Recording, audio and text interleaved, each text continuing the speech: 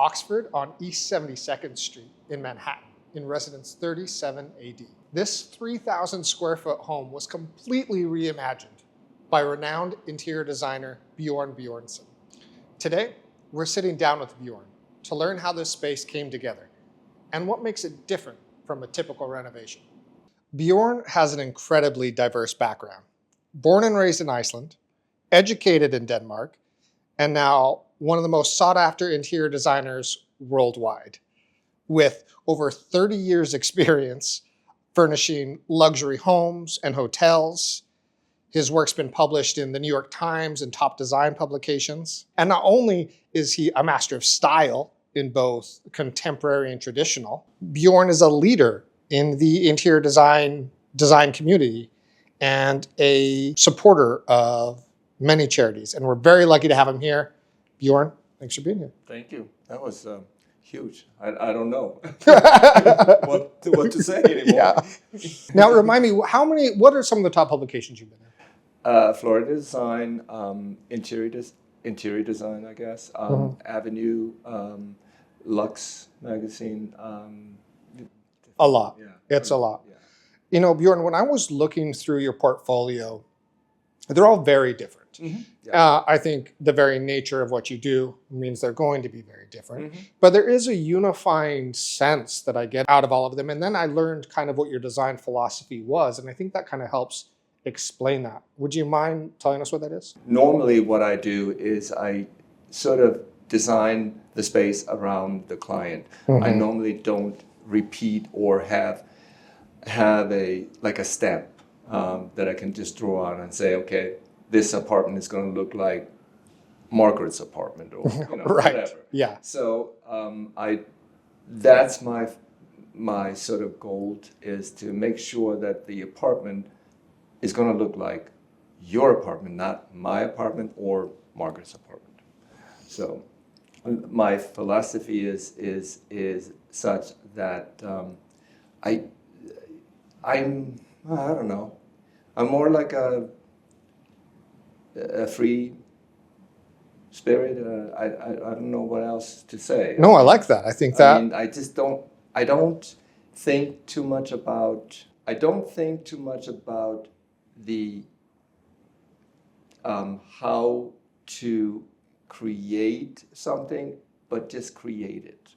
Meaning, I don't. My creation comes from, just looking at the space, and like I can walk into a space that I just started or haven't started, going to an interview for a job, and I can look at it and say, that's how it's going to look like. And I can see it in my mind. That's fascinating. So when you first walked in here, 20 years ago, you designed this space originally. Mm-hmm. Yeah. At the time, Art Deco. Yeah, very. And then, so you were brought in again to redesign it. And when you walked in this time, what was your vision? How did you see it as you say you walked in and you could see how it would be? So when I first walked in here 20-something years ago, this was 2 apartments. And she wanted to create a very sort of Art Deco style job. And that was easy because I had just done a job in Florida that was very Art Deco. Mm. So this was just a sense. And I could see that it could work. Yeah. When I walked in last, a year ago, 2 years ago, whatever it is, she told me, she said, I want to change this. Or no, she first wanted to just change the furniture. And I said, what is your goal? What are you trying to do? And she said to me, I want to modernize it. I said, honey, then you need to just rip this out and just start over again. Okay. So, and when she said modernize it, I could see it. I was like, yep, this is how it's going to look like. And it was very easy for me. But it was, I want to say it was fun to do because I could do the things that I don't like. And you will notice that in this apartment, there are no baseboards. There are no crown moldings, but there's still detail there. There's a reveal, yeah, both on the top and the bottom. and there is no frames around the door. And you can't see hinges because we use concealed hinges.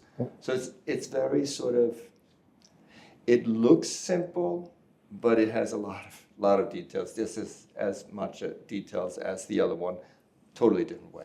That's so interesting because when I walk in here, I do feel this sort of like timeless elegance. Mm-hmm. And it's hard as not being an interior designer to really pinpoint why we feel that way. But then I think it is a combination of all those things you talked about there that I hadn't even noticed, but it does just, it's so clean, but without feeling cold. It's just very, timeless. No, but it's how can I put this? It is very tough for designers to create something that is there, but you don't notice it. The details are there. You are not supposed to notice them. You're just supposed to feel it. And that's, in terms of what I like, is I want to walk into a space and feel comfortable and feel this is elegant, this is beautiful, this is, sophisticated. And it's New York. Yeah, it's very New York. This is very New York. Yeah. I am interested after hearing you say that, what do you want someone that walks into this space, maybe for the first time, and then let's say someone who decides to purchase this and move in and walks in 10 years later, is there a journey in what they feel when they walk into a space? Well, so what I've sort of given them is basically a blank slate. I mean, yes, could you put traditional furniture in here? Yes, it would be very contemporary, but still it would have that warmth of traditional if that's what the client likes. But it is very modern, and it should be, but not necessarily if that's not what the client wants. So I don't think that whoever the client is that wants to buy this is going to be, oh no, this is too modern, I can't have my antique furniture in here. Right. You can. Yeah.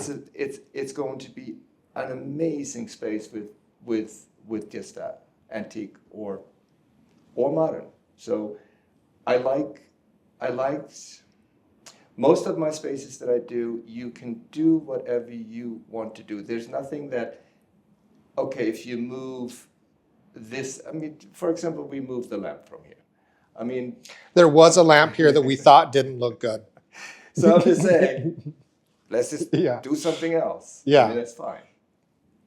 Yeah, that's interesting. And so many renovations in the city, I feel like, focus on surface level changes, which are aesthetic and beautiful. But I think what I'm lucky to know, because I'm part of the team that's listing this place, I'm able to know and learn about all those details in the actual workmanship and the quality and the things you can't see in this apartment, in this condo that you've renovated.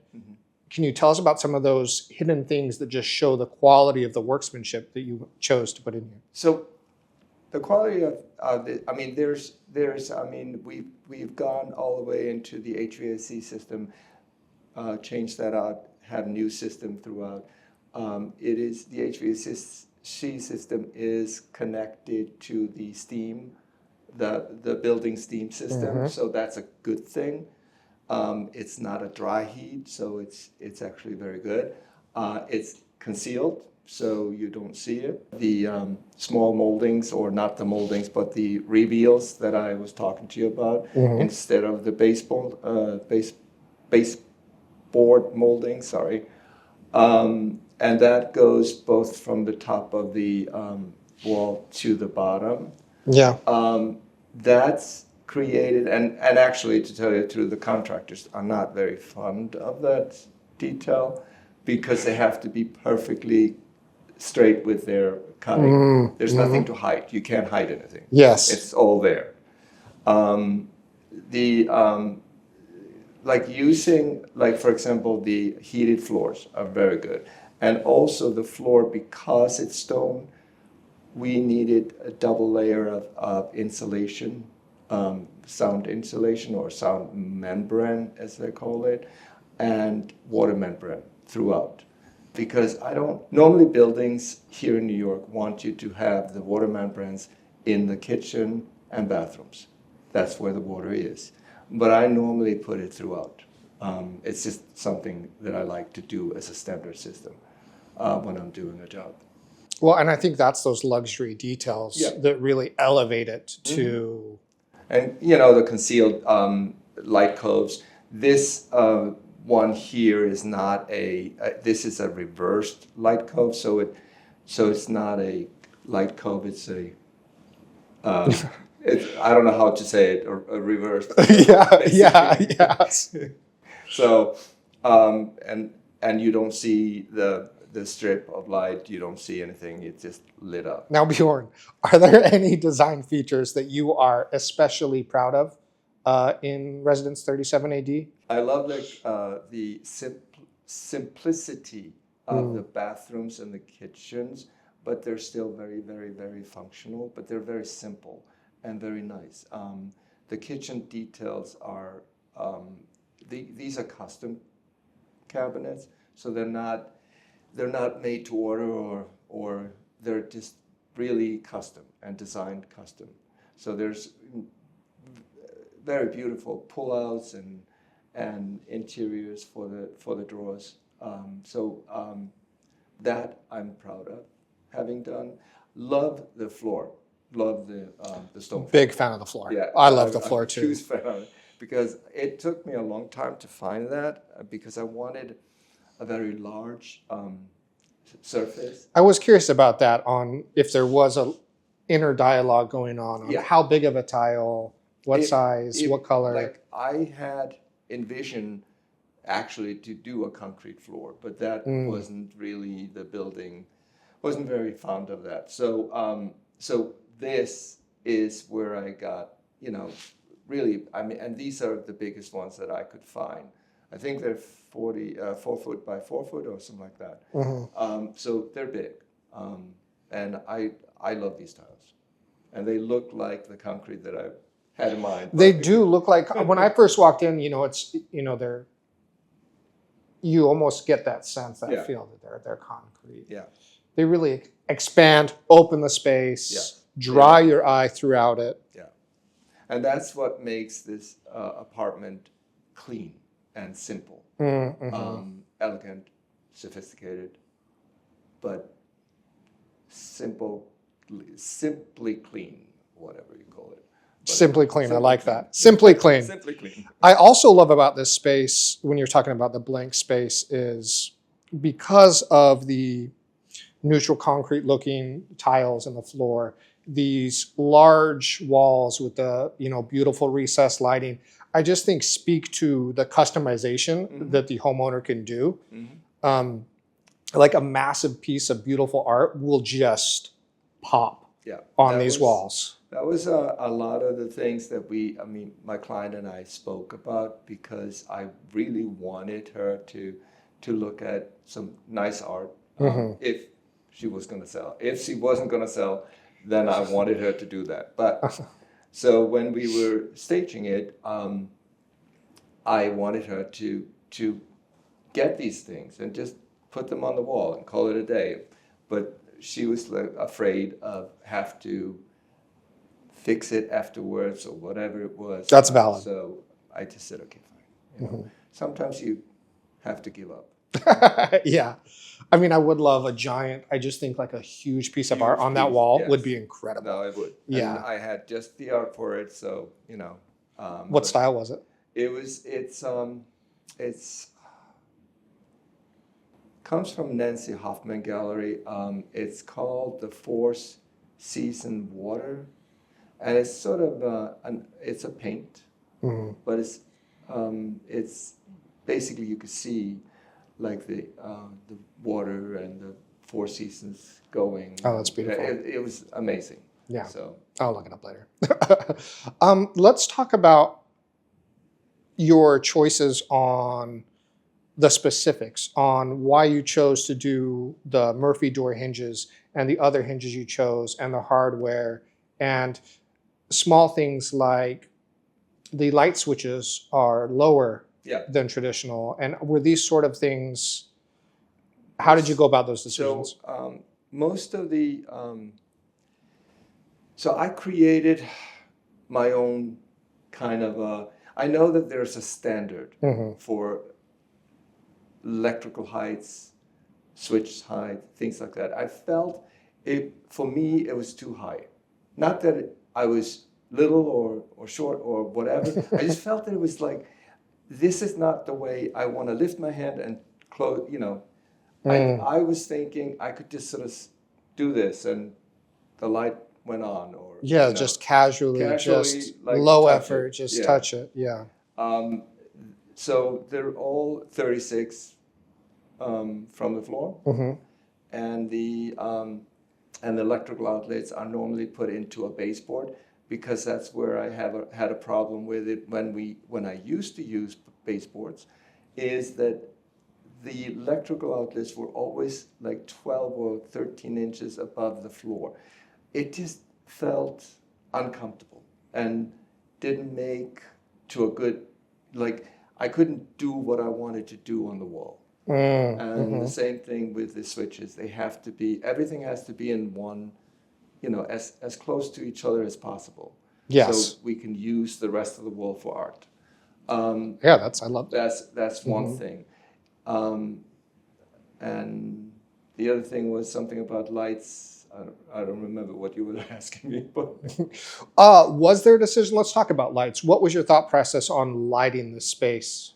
So my thought process in terms of lighting it was, I always use the light codes to just give a little ambient lighting, not a direct lighting.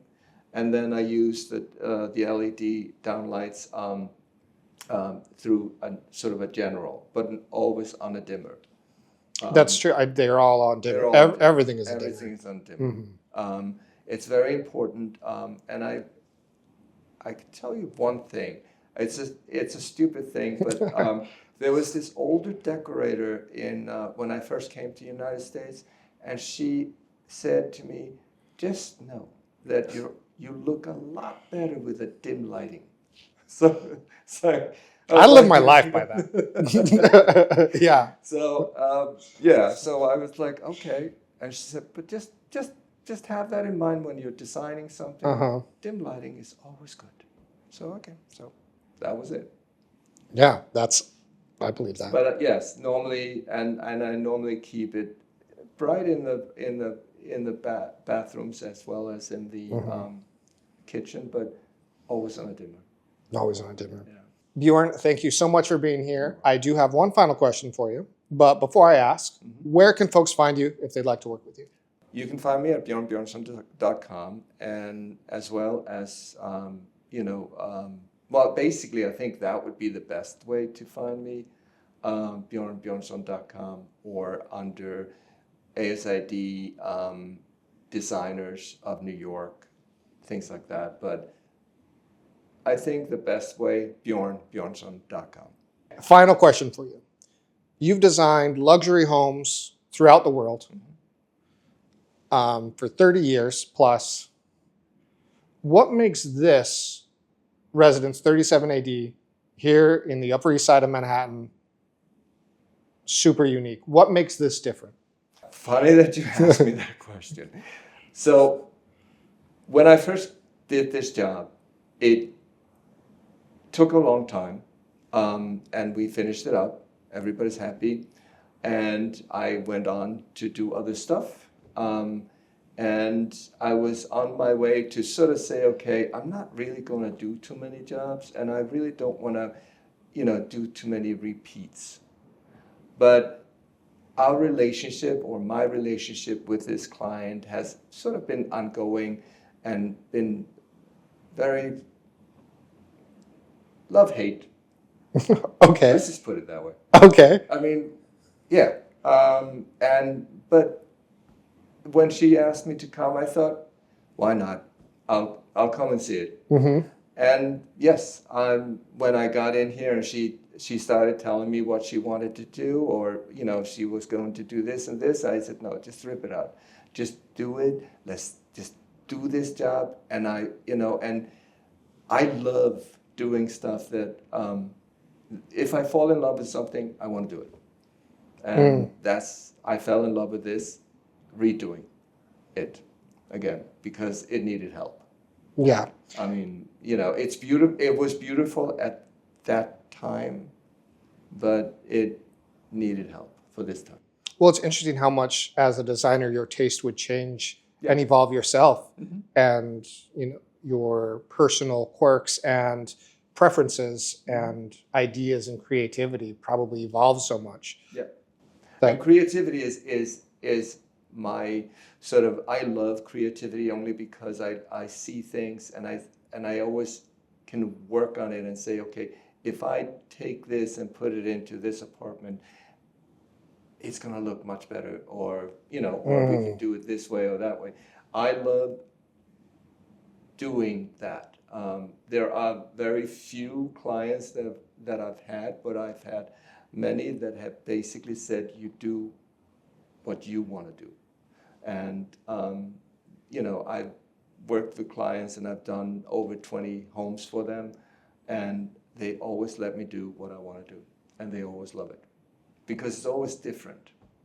Yeah. And it's always